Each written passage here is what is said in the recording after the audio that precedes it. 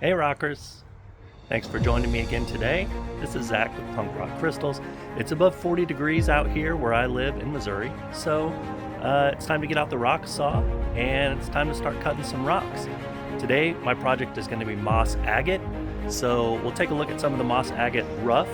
I'll let you know why I'm cutting them for this particular instance, and then we'll watch the cutting process and look at some of the cut finished pieces. So stay tuned. If you like videos like this, you'll want to subscribe so you can see more of these on my channel, but I'm appreciative of you joining today. Let's take a look.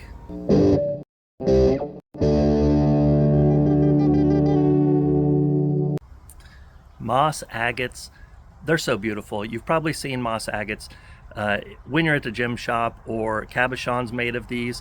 A lot of times they can look like a little forest within a rock, within the quartz itself. And they're pretty amazing because it's usually clear, perfectly clear quartz, but then it's got filaments inside. They can be green, red, brown, yellow. I like to focus on the green ones, which I believe come from India. The rocks I'm looking at today specifically did come from India. So they've got nice green filaments throughout, dark greens and light greens, but they're really cool. And when you get them polished up really nice, then you can see those really clearly through the clear quartz, and it looks like a little forest inside.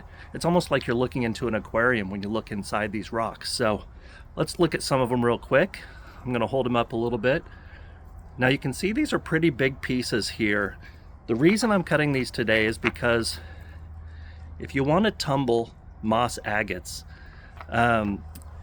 you don't want to necessarily just take a hammer and start breaking the rocks. Because that's going to give you a lot of uneven edges, and when you do tumble those up, you're going to have a lot of weird, strange angles within the rocks that don't make it very clear when you're trying to look in and see those filaments and see the mossy parts inside. So what I like to do is I like to cut them on the saw so that I have some uniform rectangular type pieces. You'll see in a piece like this, see all the sharp edges there. I'll try to even all of that out so that it's going to look better after it gets tumbled. The flat, straight edges are the ones that tumble up the prettiest and the clearest. So that's really what we're focusing on here. Let's take a look at some of these closer specimens before we get them cut. This is a beautiful piece of moss agate. You can definitely see some darker white areas of quartz, which we're going to steer clear of, because for this type of activity, the darker white quartz is not what's going to be pretty. Instead, can you see that clear quartz in this area with the green inside of it? You can see it inside there too. That's really what we're getting excited about, and that's what I'm going to try to flatten out on this surface so that we can see those more clearly, especially once this gets tumbled up and polished. So we have an almost flat surface on this side. You can see that really clearly, the different mossy pieces within. You can see how clear the quartz is. It's not completely clear, but it's going to be clear enough so that when I show you these after we cut, you're going to say, wow, this really does make a big difference. And if you just put it in the tumbler like this, it would be just fine.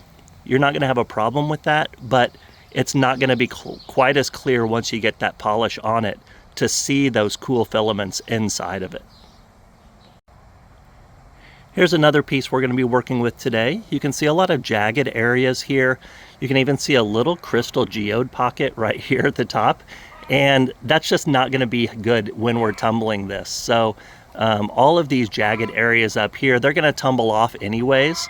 So we might as well even these out so that we get a lot more smoother surfaces when we tumble, and that way it's going to make our tumbling results a lot better. There's another geode pocket here on the bottom, which is nice. It's cool to have a little geode pocket, but with this particular type of moss agate, that's really not what we're looking for. And here's a nice big chunk as well. You can see this is a huge chunk here. It's hard to tell. It's hard to see the moss inside of some of these, and that's why when you cut them into some smaller strips, they're probably going to be about 1 inch or even 3/4 of an inch thick, and that way you can really see through them. You can really start seeing where the clear quartz areas are at. I can see it's full of moss. We just can't see where are the areas that are really going to stand out. I can definitely see some dark green filaments in there, but it's just too hard to pick out where are going to be the prized areas when we get them polished until we get some flat surfaces. So that's really why I prefer to cut the pieces into some uniform sizes. I'm going to go for about 3/4 of an inch thick, and then try to even make them even on the outsides too. You've probably seen tumbles that are fairly uniform in shape. So that's kind of what I'm going for here, is to get some that have square edges on all sides. That's going to round off nicely in the tumbler, and it's going to be thin enough to really show us, thin enough and smooth enough to really show us those cool areas of moss. So let's get some of these cut. I'll show you what they look like afterwards, and we'll look at them from there.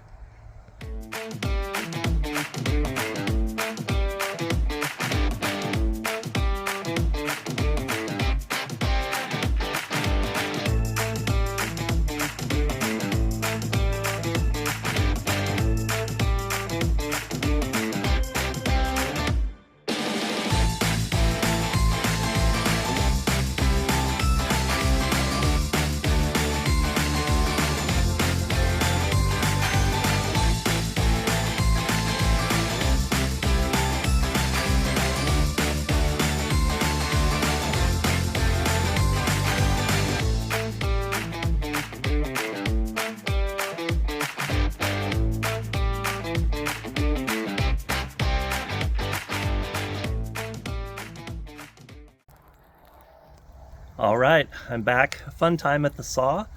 It's always nice to get some rocks cut. Make sure you always wear your PPE. I wear one of those big face mask things, but I also do it outside. Make sure you got plenty of water going in your saw. That way it cuts down on a lot of the dust as well. But let's take a look at some of these moss agates we got cut.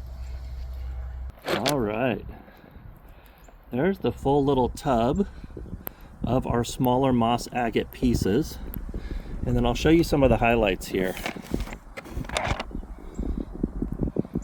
Now you can see from those big chunks how once we get a flat surface in there, it really makes a difference as far as seeing that filament inside and seeing the clarity of the quartz. You can for sure see that when this gets polished up, you can see through certain pieces of it. You can tell that it's translucent and that it's not going to be like tree agate, which is white instead of clear, but it's also got the green filaments in. But you can definitely see that there's going to be some foresty areas in here, and that's going to be really pretty when we get it polished up. Here's another piece here. Some of these I already had cut into kind of slabs, and I was just cutting them smaller so I could tumble them up. I had done the pre-cutting a different time, but if you can see in this one, there's a lot of beautiful filaments in there. Dark green, beautiful mossiness. These are those ones that people look at and they say, you know, they look like a forest inside. And when we get these polished up, you'll definitely see that too. Here's another pretty standard one of these pieces. I'm trying to hold them up in the sunlight so you can see them. Now this one's got a big white area on the back. It almost looks like a river flowing next to the moss. Am I being a little too too abstract with my thinking here? But these are really cool either way. It's going to polish up beautifully.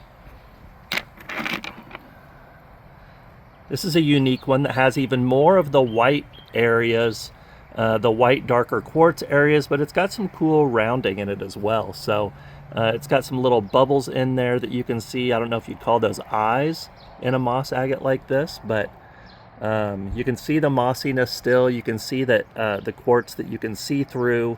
It gets a little cloudier farther into this one, so this one's not quite as clear as some of the others that we've seen. When you break rocks by hand with a hammer, there are a few different ways to do that. I haven't been super successful at a lot of those, especially with moss agate like this. This is a really hard stone. So when you put a towel around it and you try to just hit it with a hammer, it just splinters. Pieces fly off all over the place. I even got an anvil to see if that would help. And really it just makes it so that you're really just bashing the rocks in and you get a lot of uneven edges. That's why I like to cut these on the saw, is because for sure you're going to get a nice flat, at least one nice flat edge. That's going to help you see through it. So you can see the back of this one. You know, that's still a little uneven, but it usually doesn't have that jagginess in it that you would get if you were breaking these with a hammer. So that's what I'm really trying to avoid. because I like the way these turn out much better with that nice flat area that allows you to kind of see through the quartz a lot better, and make them a little thinner as well. You have a lot more flexibility and control over how small you're breaking them. Here's another good piece that you can see. It's nice squared off. It's a nice squared off rectangle piece, mostly even on all sides. It's a little bit rough on this side still.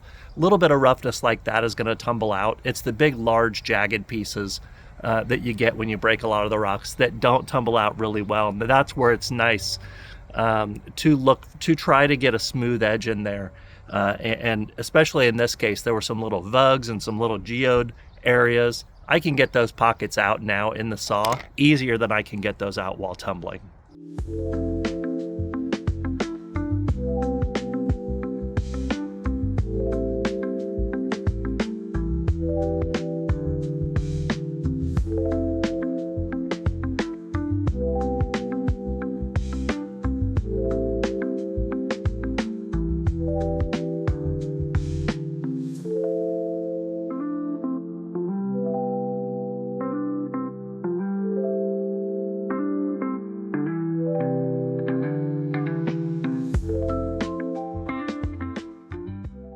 Thank you all for joining me today as we cut open some moss agates.